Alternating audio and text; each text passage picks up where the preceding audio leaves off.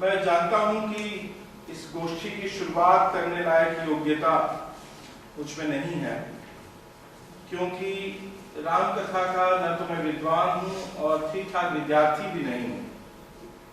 लेकिन प्रोफेसर श्रद्धा सिंह का हक अधिकार इतना है मुझ पर कि इस अयोग्यता के बावजूद उनके आदेश को टालना मेरे लिए संभव नहीं।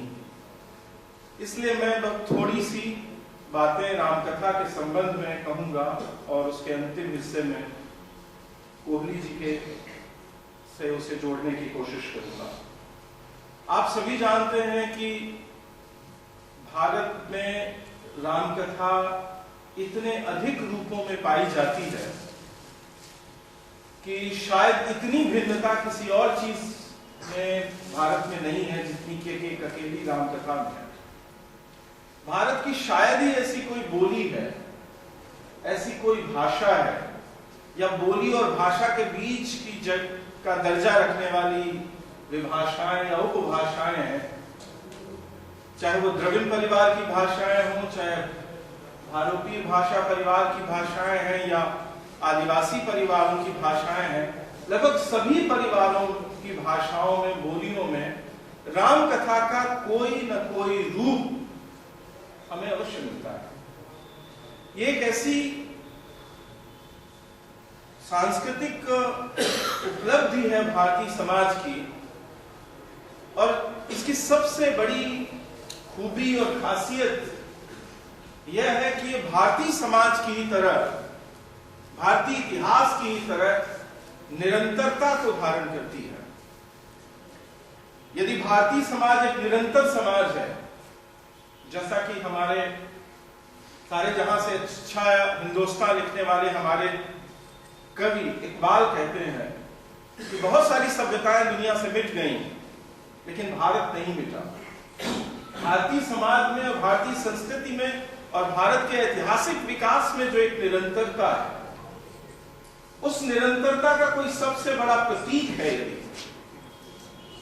तो वो रामकथा है। इसीलिए ईसा पूर्व 1500 से 2000 से लेकर, यानी जहां से भारतीय इतिहास का एक लिखित दस्तावेजीकरण है और लिखित दस्तावेज किसी न किसी रूप में या पुरातात्विक साक्ष्य मिलते हैं, वहां से लेकर अब तक, यानी मोटे तौर पर 3500 साल से 4000 सालों के मध्य का ये जो भारतीय सभ्यता का विकास है, राम कथा के विभिन्न रूप इस ऐतिहासिक विकास की विभिन्न सीढ़ियों को हम तक ले आते हैं और एक तरह से उनकी अभिव्यक्ति करते हैं। इसे भारतीय समाज, भारतीय इतिहास और भारतीय संस्कृति की निरंतरता का एक तरह का प्रतिनिधि प्रामाणिक रूपक है रामकथा। और यदि ये 4000 साल के हमारे भारतीय समाज के विकास की निरंतरता का रूपक बनती है, तो स्वाभाविक है कि इसमें भारतीय समाज के विकास के विभिन्न मंजिलों के साक्ष्य भी मिलते हैं। इसका अर्थ यह हुआ कि यदि हम भारत के पुरातात्विक साक्ष्यों को किनारे कर दें, भारत के इतिहास लेखन के लिए आधारभूत सामग्री माने जाने वाले लिखित इतिहास, लिखित साक्ष्यों को किनारे कर दें, या अन्य तरह के जो वास्तुशास्त्र से संबंधित, भाषा से संबंधित और साक्ष्यों को, साहित्यिक साक्ष्यों को किनारे कर दें, एक अकेली रामकथा को यदि हम साक्ष्य मानकर चलें, तो भारतीय समाज के विकास क्रम की विभिन्न सीढ़ियों के बारे में भी हमें बहुत कुछ पता चल जाता है। भारतीय समाज किस किस तरह से विकसित हुआ, किन किन सीढ़ियों में कौन कौन से परिवर्तन आए और किस तरह से हमारा समाज बदला, विकसित हुआ, इसके लगभग सभी प्रमुख साक्ष्य रामकथा के विकास क्रम में मौजूद है।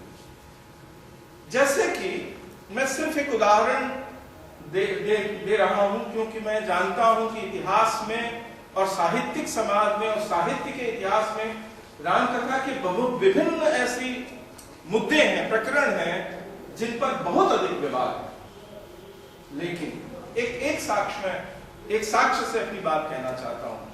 हम सब जानते हैं कि वैदिक साहित्य में राम, दशरथ राम का कोई उल्लेख, प्रामाणिक उल्लेख नहीं मिलता है। लेकिन सीता का उल्लेख मिलता है। और सीता को जिस अर्थ में वैदिक साहित्य में ऋग्वेद में जिस तरह से उसका जो अर्थ है सीता का, सीता के बारे में बहुत सारे मैं शुरू में ही कह रहा हूं कि बहुत सारे विवाद हैं, बहुत सारी व्याख्याएं हैं, इंटरप्रिटेशंस हैं इन सब चीजों की।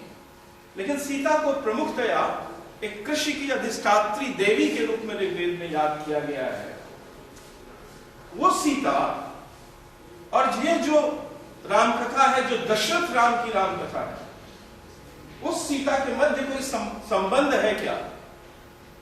जनक की पुत्री जो ये मौजूदा जो रामकथा है, दशरथ राम की रामकथा, जो मूलतः ब्राह्मण परंपरा की रामकथा है, उसमें जनक की बेटी जो उन्हें हल चलाते हुए प्राप्त हुई थी। ये हल चलाते हुए प्राप्त होने का जो रूपक है, इसका कोई संबंध वैदिक युग की उस सीता से है जो कृषि की अधिष्ठात्री देवी है और जिसका इस रामकथा से कोई संबंध नहीं है। तो जो वैदिक समाज है उसमें कृषि की जो स्थिति है, या बहुत सारे इतिहासकारों का ये मानना है कि हनुमान जिस तरह से रामकथा में आते हैं, हनुमान भी एक तरह के कृषि संबंधी देवता है। बहुत सारे इंटरप्रिटेशन से मैं कह रहा हूं, मैं सिर्फ एक इंटरप्रिटेशन की बात कर रहा हूं, एक व्याख्या की बात कर रहा हूं, लेकिन हनुमान एक कृषि जगत के देवता है, ऐसी भी एक परिकल्पना है। और ये जो दशरथ राम की ब्राह्मण परंपरा की यानी वाल्मीकि रामायण से निश्चित जो रामकथा है, इसमें आप देखेंगे कि सीता के निकटता का अवसर जिन चरित्रों को प्राप्त होता है, उसमें दशरथ परिवार के सदस्यों और जनक परिवार के सदस्यों के अतिरिक्त बाहरी सदस्यों में सिर्फ हनुमान है जिन्हें इतनी निकटता प्राप्त है। तो क्या ये कृषि ये जो दो कृषि देवता हैं, हनुमान और सीता, उनकी किसी पुरातन निकटता का एहसास है जो वाल्मीकि रामायण और वाल्मीकि रामायण से निश्चित होने वाली रामकथा परंपरा में होता है, मिलता है।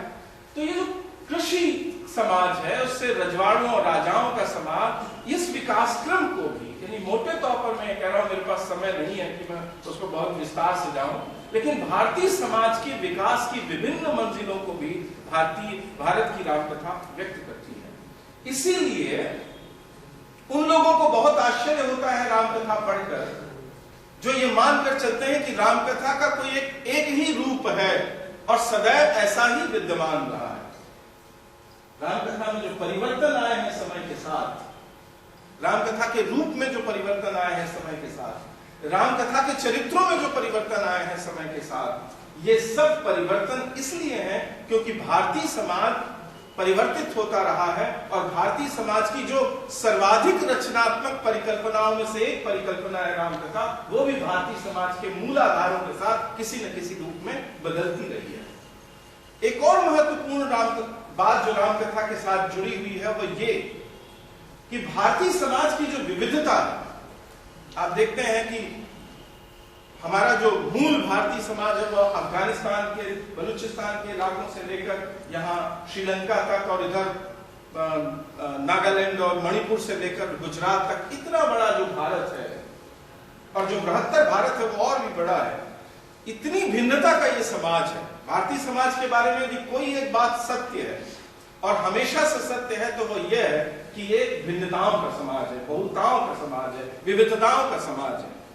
और यदि किसी एक चीज में आपको देखना हो कि ये विविधता, ये बहुलता, ये भिन्नता अपने सर्वाधिक रचनात्मक रूपों में विद्यमान है तो वो रामकथा है। प्रत्येक समाज की रामकथा और समाज के विकास के साथ साथ उसकी जो मंजिलें हैं, तो यानी एक तरह के दोहरे स्तर पर रामकथा भारतीय समाज की भिन्नता का और उस भिन्नता में उस समाज की जो विकास क्रम है, इन दोनों का प्रतिबिंबन करती है, दोनों की अभिव्यक्ति करती है।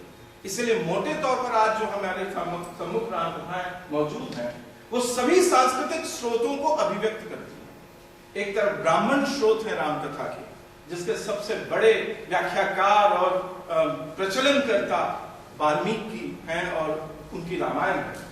तो और फिर उसमें एक निरंतर क्रमबद्धता है। आप वाल्मीकि रामायण जो भी उसका समय है, उसको समय को लेकर बहुत मतभेद है। ईसा को तो 7वीं 8वीं शताब्दी से लेकर ईसा की 2री 3री शताब्दी के मध्य कभी वाल्मीकि की कथा रची गई, फिर वो कब लिपिबद्ध हुई, इसको लेकर इतिहासकारों और साहित्य इतिहासकारों के मध्य जबरदस्त विवाद है। लेकिन वाल्मीकि से निश्चित राम कथा, वाल्मीकि ने जिस राम कथा को अपनाया इसमें भी विवाद है कि राम कथा पहले से चली आती थी। एक मान्यता यह है कि कुशीलवों की परंपरा थी, गायकों की परंपरा थी जो वाल्मीकि से पहले मौजूद थी और वो राम कथा गाती थी।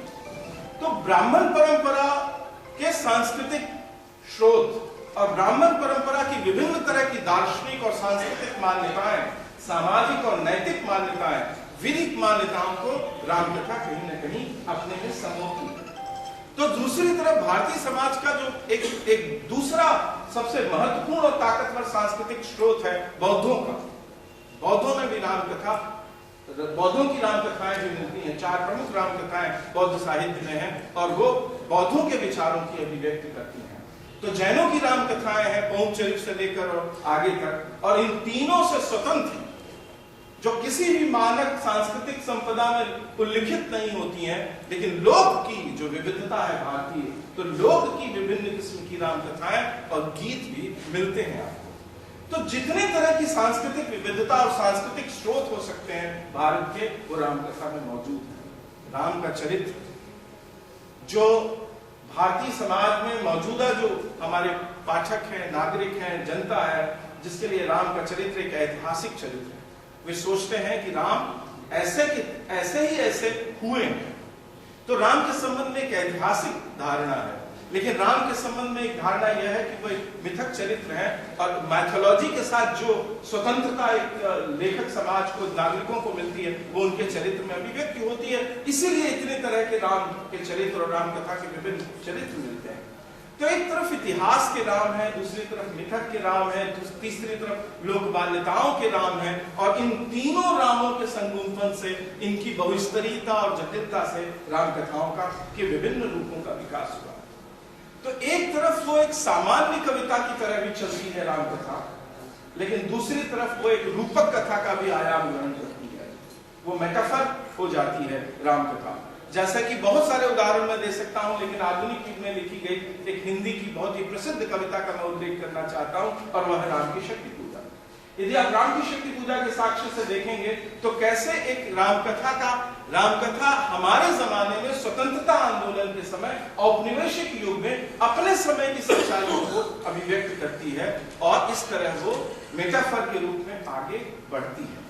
इसीलिए जैसे भारतीय समाज में एक मुख्य धाराएं हैं और अन्य धाराएं हैं, ठीक उसी तरह रामकथा में भी एक मुख्य धारा है और भिन्न धाराएं हैं, और समय समय पर हर युग का लेखक अपने समय की समकालीनता का समावेश रामकथा में करता रहा है। बाबा तुलसीदास ने जिन स्रोतों से रामकथा ली होगी, उन्होंने अपने समय के तमाम अपने अनुभवों को, निजी व्यक्तिगत अनुभवों को और अपने सामाजिक अनुभवों को अपनी रामकथा में व्यक्त किया। ये मानने का कोई कारण नहीं कि वाल्मीकि ने भी ऐसा किया होगा, भभूति ने भी ऐसा किया होगा, और तमाम दूसरे रचनाकारों ने अपने समय के युग को अपनी रामकथा के माध्यम से, अपनी कृतियों के माध्यम से अभिव्यक्त किया होगा।